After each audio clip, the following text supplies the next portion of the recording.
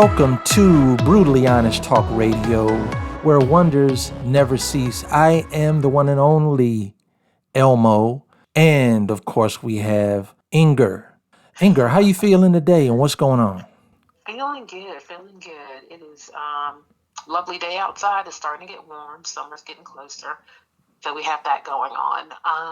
And also to let you guys know that you can follow us, leave a 5-star review for us. As a matter of fact, wherever you listen to this podcast, where you are is where we are as well. And last but not least, don't forget to follow us on our socials: Facebook, Instagram, TikTok, YouTube, Twitter. Again, wherever you are, we are there as well. So we have a packed show today, so we need to jump right in. Sure. Okay, so we start off this show with an unfortunate event, and that is something that most people have heard about: the mass shooting in Buffalo, New York. 13 people shot by a young man. 10 of them didn't make it. 13 people shot altogether at a grocery store or supermarket. Just to run down a few details about this, the suspect is 18 years old, traveled a couple hours to get there, seems to have something against black people. So 10 of the people that he shot were black. He had the N-word like carved into his firearm, whatever his gun was that he was using. Some people tried to return fire and shot him and hit him, but he's wearing bulletproof vest and battle gear. So it was like knocking on his back or knocking on his chest when he was hit with those other bullets, and he just turned to where the fire was coming from and shot them and killed them. This happened way too often. Another horrific event. I had a couple things that I wanted to say about this. But first, I want to hear your feelings about it before I get started.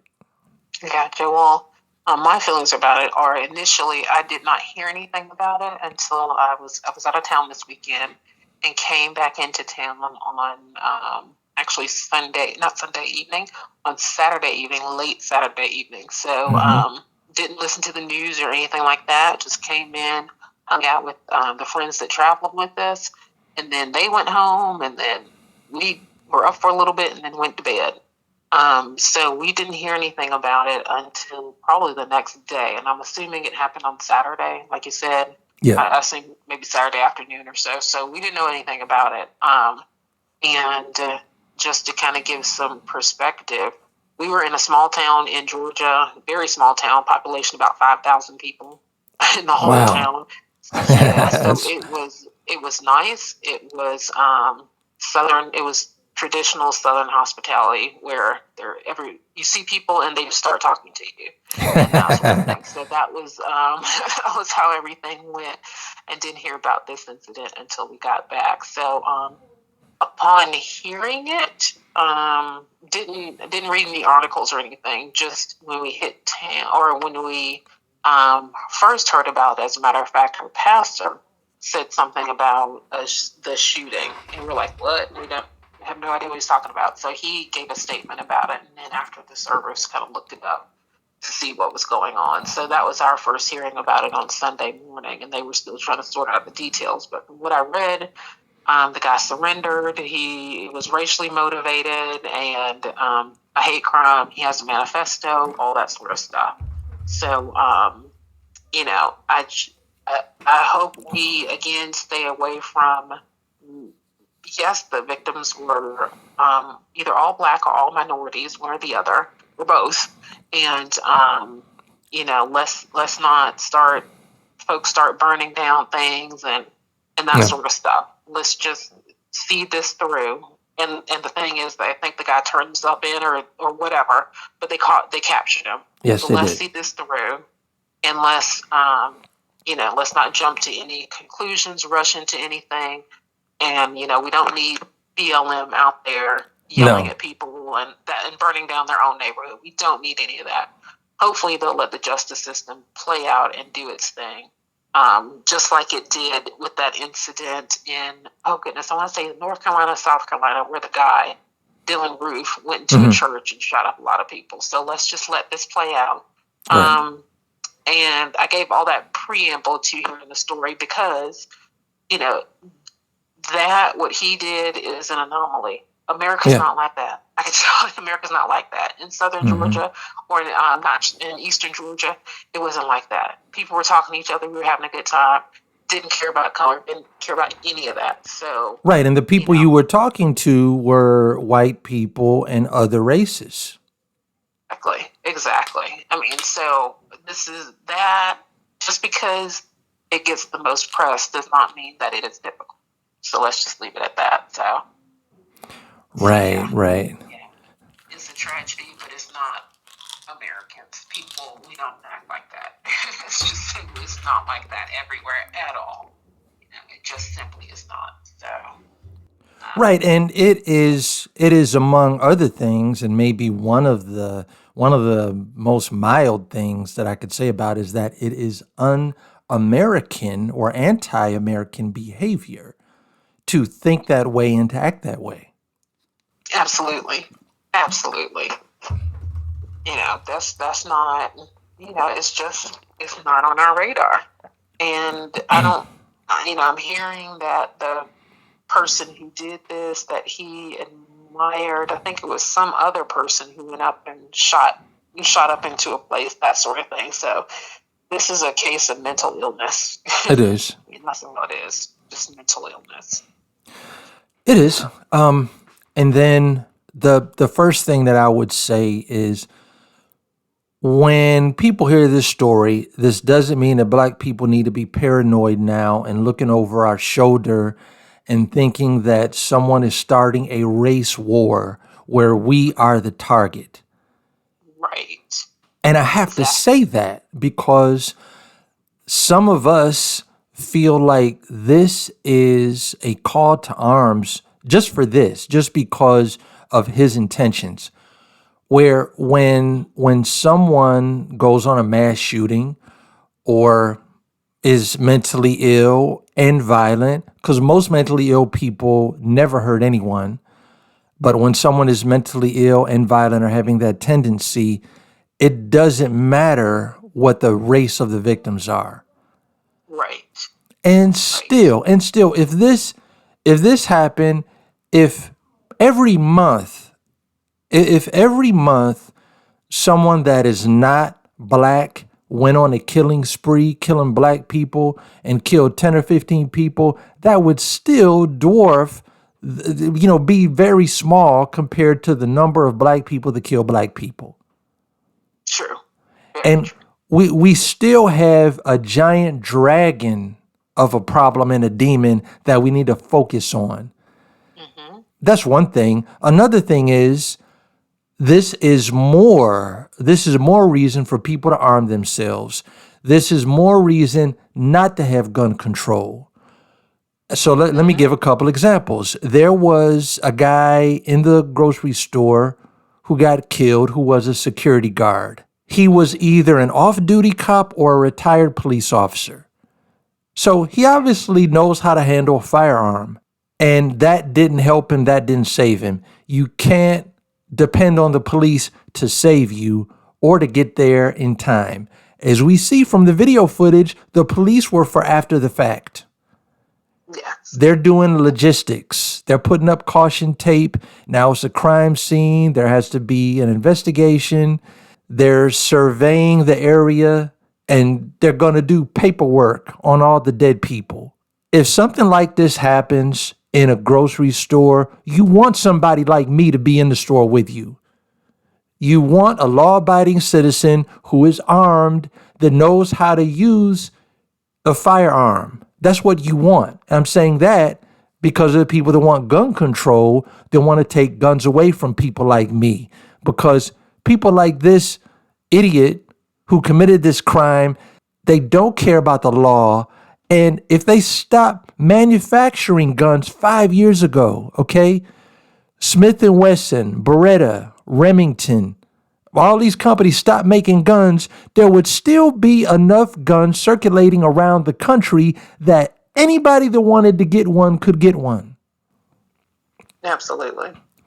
So that is the answer. The price of freedom is eternal vigilance. Yes, keep your head on a swivel, but not for white people. For people like this who just started shooting. And three of the people that he shot were white. And I was shocked to find this out. Do you know, or did you hear how many mass shootings there have been so far in 2022? I have not. I don't know what that statistic is. All right. Now, I want you to guess, because if I were to guess, I would be way off, because people just don't know about this. Understandably so, because the media is not reporting it.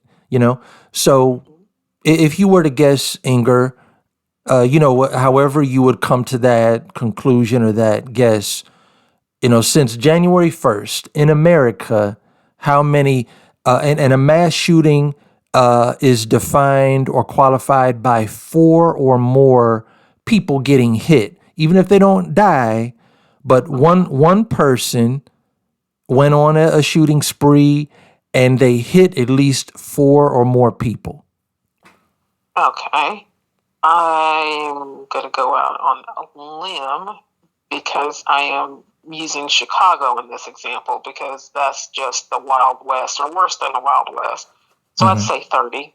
And I'm using Chicago because they're just shooting each other right and left, including the one that happened on. When you said that, I was thinking, like, the first thing popped in my head was like 30 people killed, but like you got to multiply that by at least 4. So we're not talking about murders, people. We're talking about mass murders, like I said, 4 or more, and 30 is a reasonable guess, or an honest guess.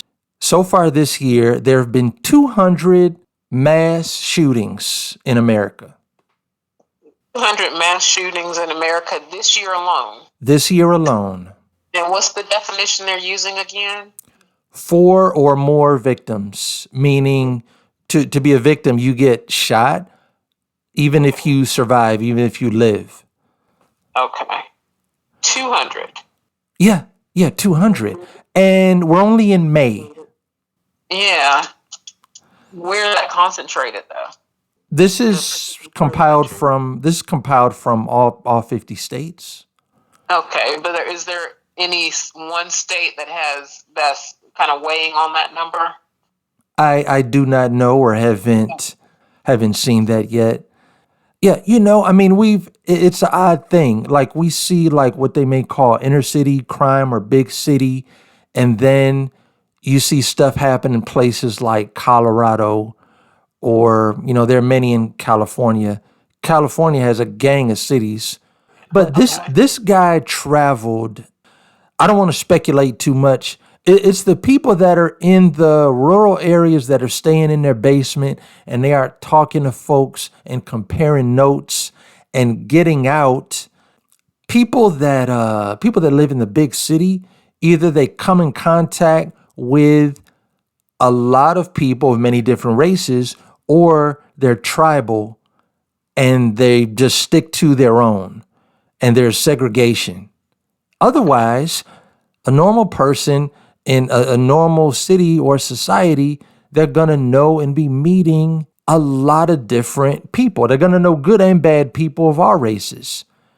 And Atlanta is a good example of that. That's why you don't really see stuff like this happening in Atlanta, because Atlanta is so mixed, and there's literally people here from everywhere. Yes, there are. Yes, literally. That's true. Very true. People need to be armed, and it doesn't make you an aggressive or violent person to be armed. When I go to the shooting range, it's very methodical, and I do what I need to do. So, I take my pistol with me probably 90% of the time when I leave the house. And when I do it, it's like putting on my pants, putting on my belt, putting on my shoes, like an article of clothing. You know, Yeah. you adjust your belt a certain way, your hat, you put your seatbelt on, you turn on your headlights. That's how it is. And Yeah. then for what I would do if something were to go down, that is done at the range. Right. So you're prepared in case anything happens. I almost feel an obligation just to mention it because it is a major event and lives were lost. Some of the listeners may expect us to at least acknowledge it. But, Yes. I mean, there's a lot of violence and a lot of shootings in America. To an extent, I understand the media. They have to have some kind of a filter process to pick and choose because every day, there's at least 100 murders. And most of them you're not going to see on the national news. Right. Right. So they have to use something. And this is, I mean, I don't like this or don't agree with this. I mean, if something qualifies as a mass shooting, it's going to be on the national news. If it's racially motivated, front page news. Front Yeah. page, baby, guaranteed, But Yes. that's so this qualified twice to make national news for that reason. Yeah, exactly. And when folks, Mom pointed this out. When folks read it, see how they treat a white mass shooter versus a black mass shooter. Just Yeah. read the two articles side by side, and you will begin to know the Yeah. difference in terms of how it's reported and how it's treated. So that's all I'm gonna say Yeah. about that. Yeah. Yeah. I'm a fan, and I think that you are also of Shelly Wynter. And he used to have a morning show, and he went away for a while, and then now he's on Word on the Street on WSB. Right, he has a segment with a couple other people in the evenings. Good show, good guy, a black conservative. Again, that one of the rare breed. So he has a good show, and he was suspended or banned from Facebook for a period of time.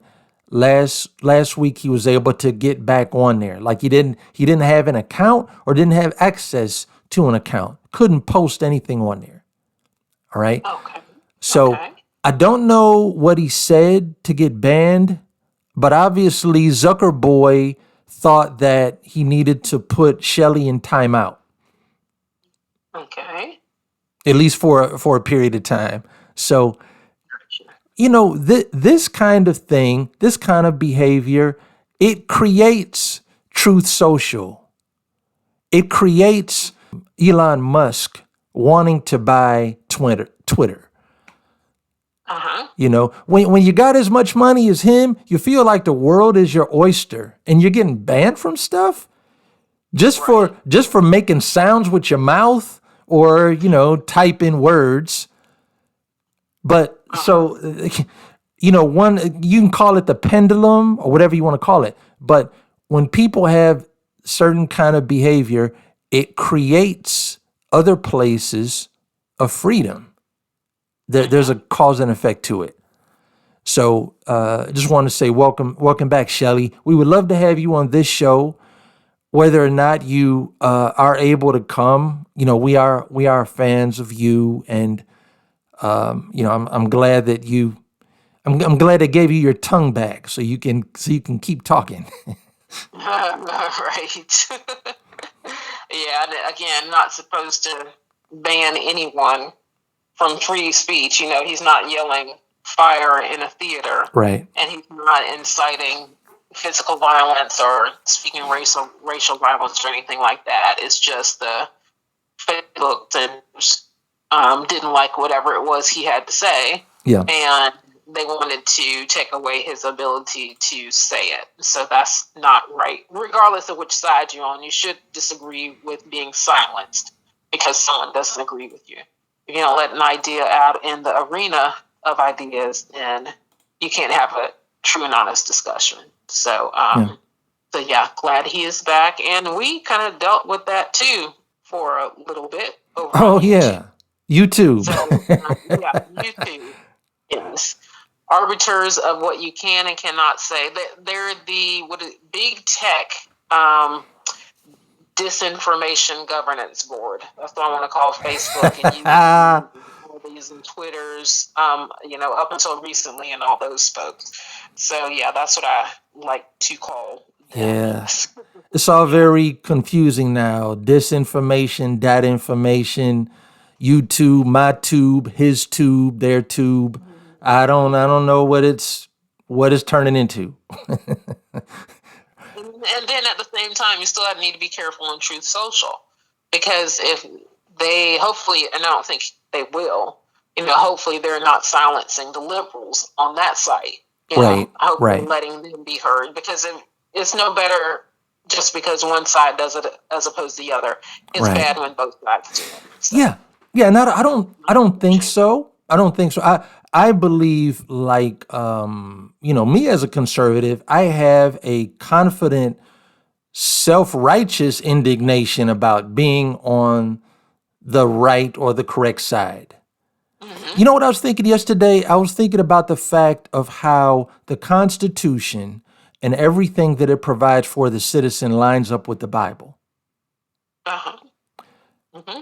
Right? The Constitution, the Ten Commandments, everything that people want. Everybody really wants the same stuff that's in the Bible or in the Constitution, but some of us only want it for themselves. Yes. They want it for themselves and not want others to have it. Right. So Exactly.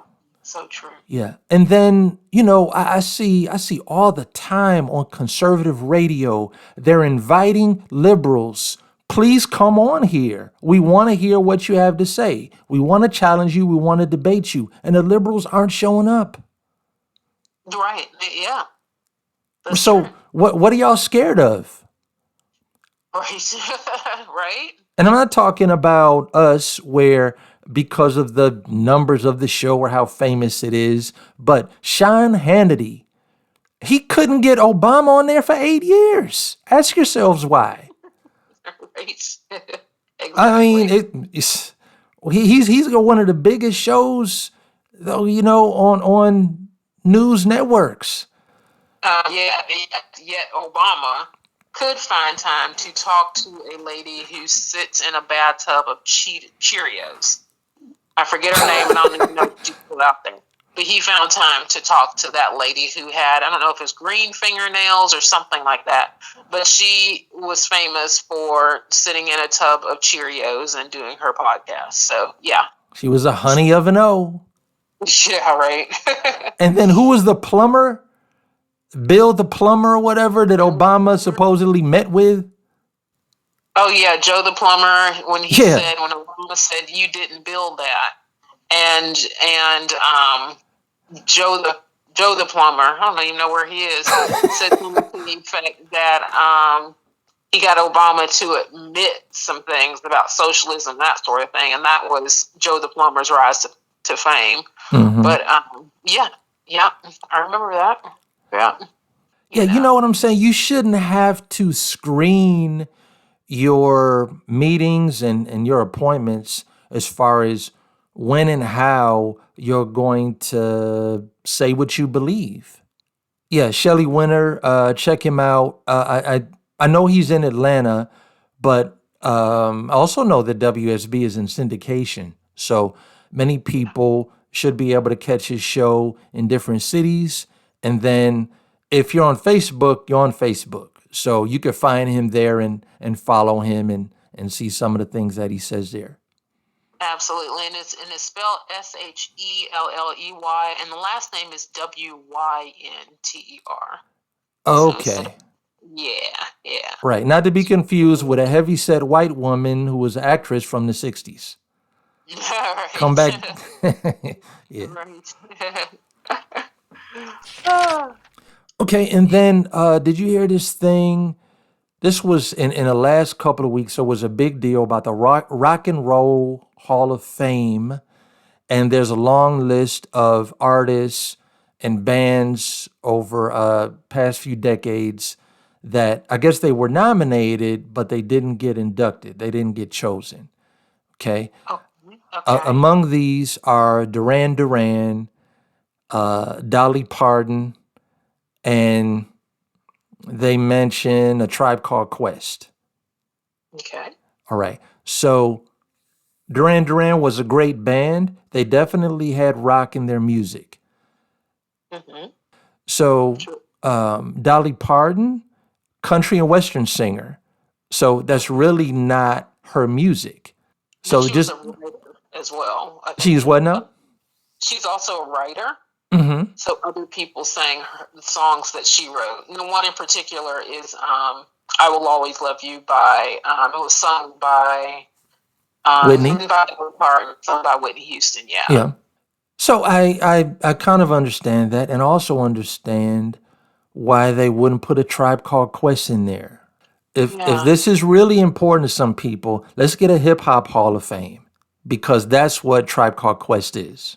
Now, there's some people right now that say, "What about Run DMC? They in Rock and Roll Hall of Fame." We're trying to say we sending it backwards. They put them in there. Need to put a better listen. Run DMC had rock music in their music. Run, who was Joe Simmons, the brother of Russell Simmons, who was their manager. And he made a decision on the first album when they first came out to have rock music in there and have hard rock and electric guitar Mm-hmm. because he was trying to cross over. But it worked. And then I don't know if you ever remember back in 1985 or whatever, they had an album called The King of Rock. And the title track, the video for that song, Run DMC were walking into the Rock and Roll Hall of Fame. It was like a Oh. museum, and they were going around, and there was like pictures of the Beatles or whatever. And then, years later, like in the early 2010s, 2012, something like that, they got inducted in the Rock and Roll Hall of Fame. So they had a lot of rock fans. Mm-hmm. Tribe Okay. Called Quest, you can't have rock and roll or rock music without guitar.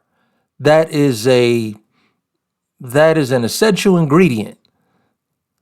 So Yes. I'm just saying, let's leave it alone. If y'all want to talk about Jimi Hendrix or Lenny Kravitz or Prince being in the Rock and Roll Hall of Fame, okay, all right, that makes sense. They obviously made rock music.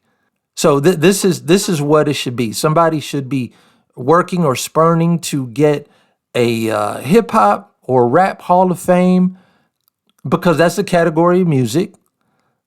And that doesn't mean it's just limited to black people, because there's a lot of white rappers.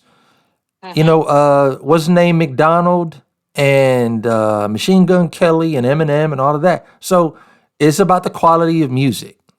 Hmm.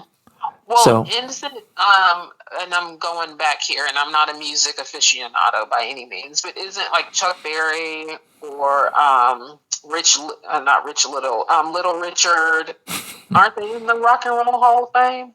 I do not Okay. know. I consider Chuck Berry to be the father of rock and roll, because he was really the first one to come with that new sound, right? Okay. So Chuck Mm-hmm. Berry's sound, it was like blues, but it was more fast paced and upbeat and more positive than the lyrics of blues music.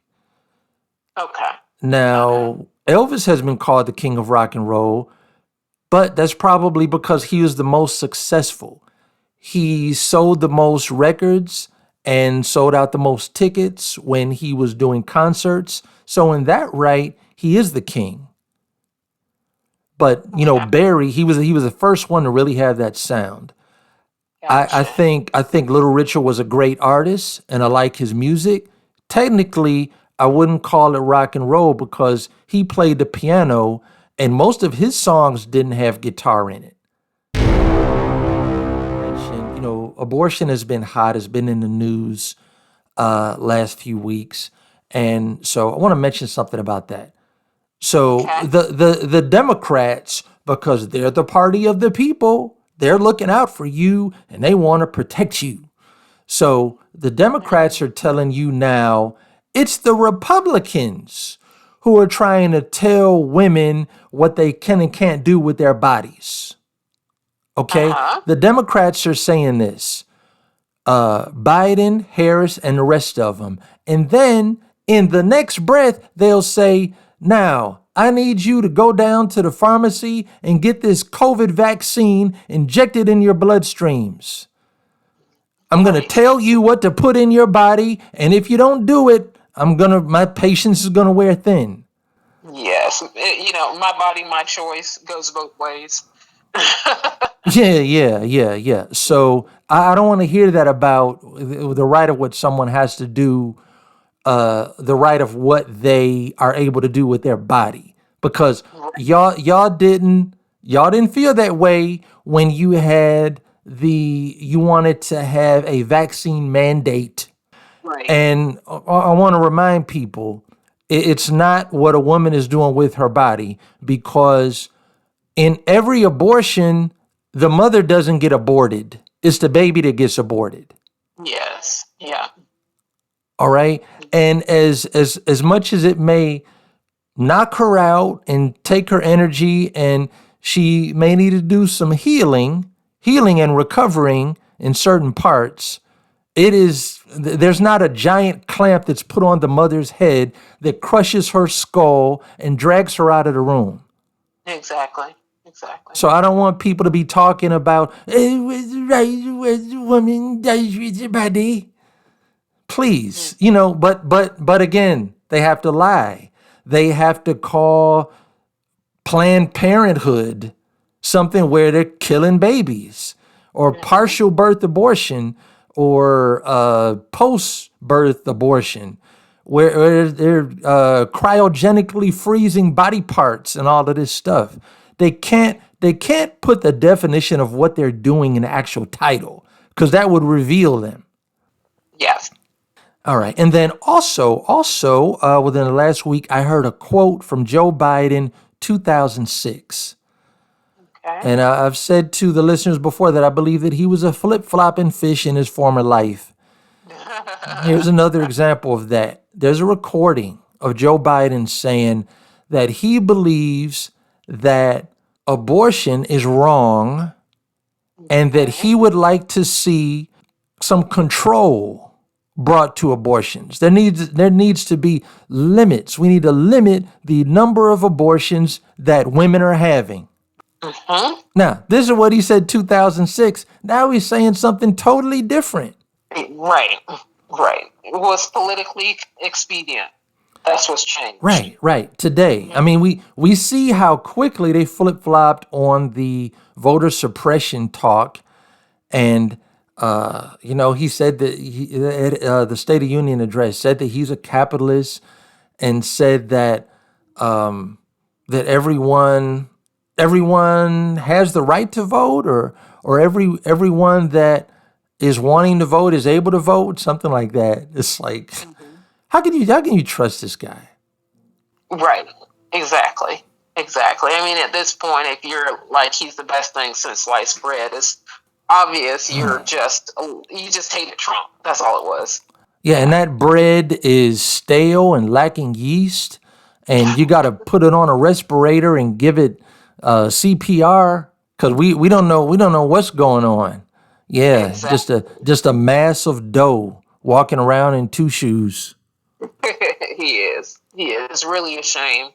And we don't see him much, and we barely see Kamala. I have to check on her and stick a mirror on her nose and see if she's still breathing. Yeah, right. But we don't see her. You just don't see her. But yeah, they're going after the abortion thing again, and again, like we said last week, it's not overturning it. It's just returning the Hmm. decision back to the states. That's it. And Right. if you're in a state where they decide, no, we're not going to do this, and you decide you want to do abortion, then you need to take a drive. you Yeah. know, Take a drive. Either move to the state or just drive to another state where you can get that done. Because this is a decision that should have been with the states, and it should have stayed with the states in the first place, or definitely should have been with the states. Yeah. Right. But they're not going to come out and say there's really nothing new or nothing to be alarmed about. This isn't being overturned because Hillary and other Democrats have said never let a good crisis go to waste. So they said, hey, this is a crisis. People are in an uproar. If it's not a crisis, boy, we can sure turn it into one. Exactly. Exactly. You know. Yeah, when that tidal wave is coming and that hurricane, we can paddle our surfboards to the top of that wave and let them know that we're leading the way, like Snake Plissken in Escape from Los Angeles, on the lava tidal wave. Everybody follow me. I'm not going to let them impede your right to blah blah blah blah blah. Right, exactly. And you got to think about the Democrats and folks who are, and I'll just say Democrats, because they're primarily pro-abortion. Mhm. They're the ones who want to increase taxes and fair share and all that sort of stuff, and they're the main ones who want to kill future taxpayers. So Yeah. that's just ironic. So now let's go into there's this opinion article that was put on Fox News, surprisingly, talking about, and I quote, five good things Biden has done for all of us. Mm-hmm. This could take a couple hours if I really said everything I wanted to say. So I'm basically gonna go down the list and try to give somewhat of a compact comment on each. The first thing it mentions infrastructure. Now, there's also an audio article where you can hear them speak on this and say it, and that's kind of condensed. But that's one of the things that Biden has done for the whole country is the restoring or building back better bridges, roads, tunnels, and it's different in different parts of the country. I mean, you ride I-20 going through Shreveport, Louisiana, you're going to think it's an obstacle course for the military because it's got so many potholes in it. It's pothole heaven. All right. And then you come through Atlanta and the roads here are fine. So it really depends on where you are in the country. And I thought it was a responsibility of the state to take care of roads. Mm-hmm. And you are correct. And let me see if I can explain this. And I hope this is still the case. But what happens is when you pay your tax money, it goes up to the federal. It goes to the state obviously for the state piece, but it goes to the federal too. Federal puts Mm-hmm. it all together in a big pot, and then they send it back to the states. Now, states like California, New York, Georgia, Florida, and high population states will get more money than states maybe like a Wyoming or Montana, where it's not as densely populated and it's not probably not as many highways and roads. So that's how it works. And the way they get the money back is we'll have, like you say, like the state DOT, Department of Transportation, or the county Department of Transportation will apply for a federal grant, federal transit grant. And they'll put in their paperwork and say, we need to do X, Y, and Z for this. And then they'll get the money back from the federal government. So, yes, you're correct. It's the state and it's Mm-hmm. also the local entities that apply for grants. Mm-hmm. So yeah, it's ultimately that. But even better, I thought this was already supposed to been taken care of in Obama's term Mm-hmm. when we had shovel-ready jobs, right? I thought the streets and all that stuff. I thought that was done. That was all taken care of with that, you know. Yeah. But it's still not, apparently. So we've been building roads for how many years now? Since 2008, and we're at 2022, and we still need to do roads and bridges.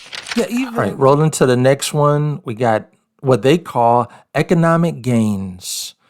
All Okay. right. And the numbers that they drop are in April, there were 428,000 jobs created.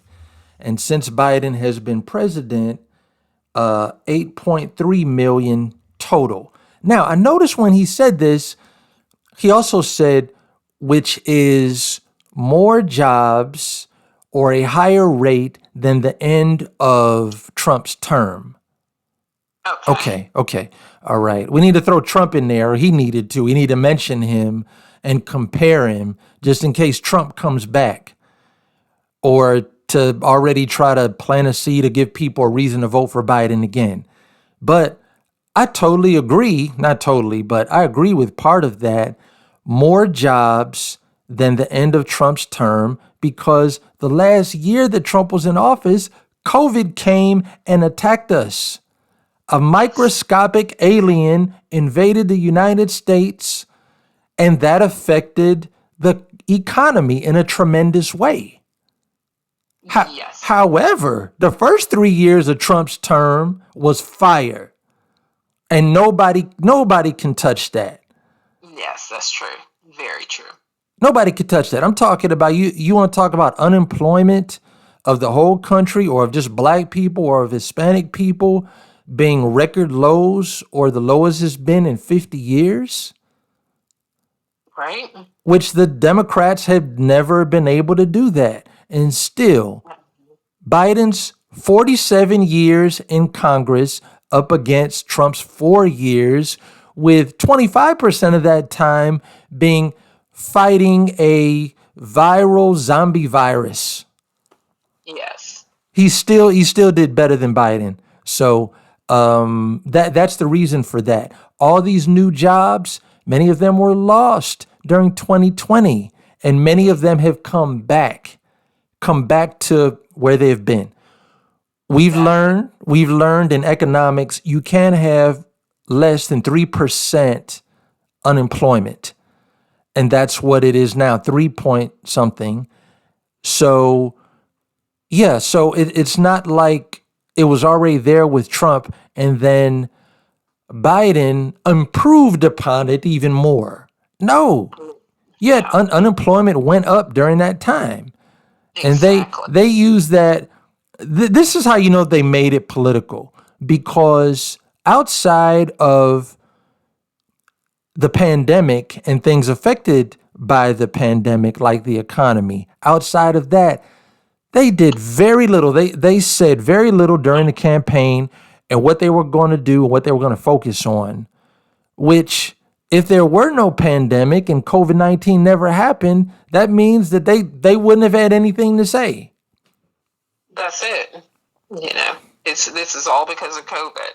And yeah, it's like you put people out of work, or people are put out of work.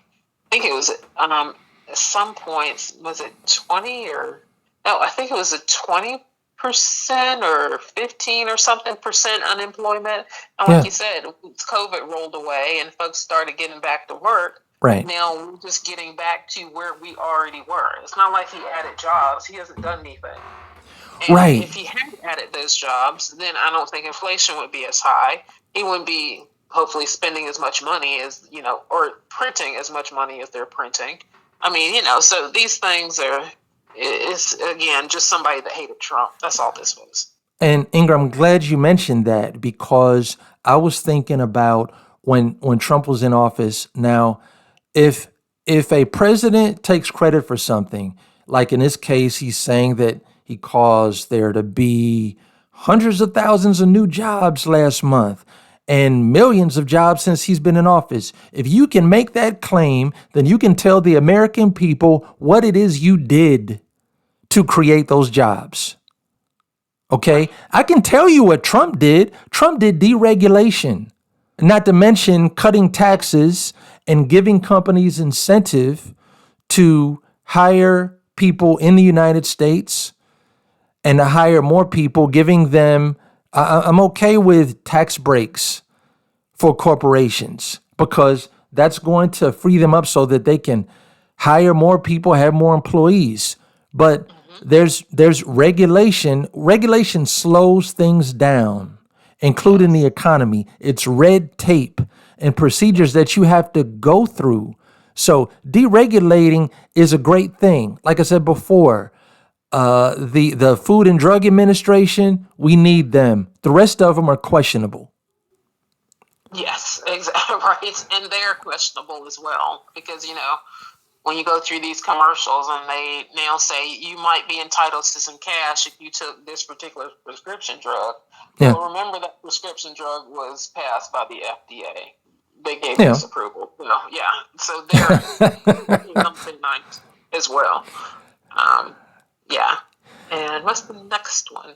Yeah, the next one is NATO, because Biden worked with the NATO countries and brought them together. He built up the American military to be on the border of Ukraine before Russia invaded them, and then put heavy sanctions in place. Well, we heard last month that Biden said sanctions aren't supposed to be a deterrent. So I don't know what his intentions were. Yes, that's a very good question. And how did he quote unquote unite NATO? I mean, Right. obviously NATO, many of the NATO countries are right there next to Russia in Europe, that sort of thing. So they're threatened too simply by virtue of geography. So I don't know that he did anything to unite anybody, or they did that just to kind of circle the wagons and make sure Russia doesn't step on their toes either. But for Biden to take credit for this article said Biden worked to unite 30 NATO countries. Like he brought them together. They were apart. They weren't going to work together. They weren't going to be there with solidarity and support each other until Biden Almighty came in and changed their minds. Is this what you see when you look at this great leader they call Joe Biden? A guy who can change minds and influence and inspire, and being a feeble wobble, the feeble and the fobble, and he don't fall down, and he comes in and he talks to any government or any president and is bringing people together. I haven't seen those newsreels. I haven't seen those video clips. Yeah, because they don't exist. Lowering the child poverty rate.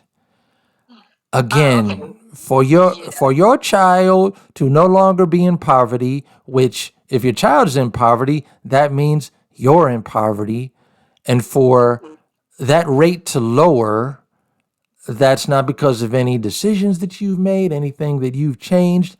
It because the Democrats swooped down with red cape on. They saved you from poverty. Then the last thing, or one of the things that Biden did for you, is diversity. All right. And then they got a picture of Pete Buttigieg standing up there. Diversity. Really? That's what you did? Yep. You made the country diverse, or just your cabinet? That's it. Diversity of thought comes nowhere near, doesn't touch any of that. Diversity only matters who people sleep with, what color they are, what gender they are, and, that sort of thing. So that's the only thing we think about diversity and all that sort of stuff. And quickly going back to child poverty, aren't kids supposed to be poor? They don't work. That I've never understood that, but I'll just leave that there. That makes no sense. Kids don't work unless you are like Gary Coleman or something like that. You're supposed to be poor, okay? So child poverty, don't get that. I've never gotten that. Well, I think that what child poverty is supposed to mean is children that are not getting the food and the clothing or the living conditions that they need. Which is a function of parents. Yeah. So again, child poverty, then the parents are likely poor too. Oh, absolutely. Absolutely, yeah. Focused on the parents instead of child poverty, because that makes no sense. And for folks, that article is on Fox News, and I'll just give you a brief bio of the writer of this particular opinion piece. This lady joined Fox News Channel as a contributor in 2009. She provides analysis on political and social issues from a liberal point of view. So there you have it. Yeah. That's it. Yeah, it's almost like the conservatives are playing football and the liberals are playing baseball, right? Yeah. Like we're looking at two different games, have two different goals, and Right. playing by different rules. You know, you Yeah. and me and critical thinkers and other conservatives, we are saying what is the president or an administration doing that's going to physically affect someone's life. And the liberals are looking at, a totally different ball game. Like when I look at diversity and a cabinet that looks like America, it makes me feel good. Yes. So it's like the, That's it. the goal is different. And I think that's one of the reasons why it's hard for the two sides to understand each other. That's it. Well, with that, do you have any final thoughts? Yes, I did. Actually, I wanted to read a quote from Jordan Peterson. All right, so Jordan Peterson says, have some humility, clean up your bedroom, take care of your family, follow your conscience, straighten up your life, find something productive and interesting to do, and commit to it. When you can do all that, find a bigger problem and try to solve that if you dare. That sounds good to me. And on that note, thank you for Yeah. listening to the Honest Talk Radio. Again, leave a 5-star review for us wherever you listen to this podcast, and where you are, we are. Don't forget to follow us on social media, and definitely hit the like and subscribe button on YouTube. You'll know when a new episode is uploaded. And with that, thank you for listening. Have a great week. Have a great week. Thank you, everyone. And remember, multiple platforms, whichever is best for you. Maybe YouTube, but we're also on Spotify, iTunes, and iHeart Radio. Take care. God bless America. We'll catch you next time. Thank you for listening to Brutally Honest Talk Radio. If there's a topic you'd like us to cover, reach out at brutehonestradio@gmail.com. That's BRUT, honestradio@gmail.com.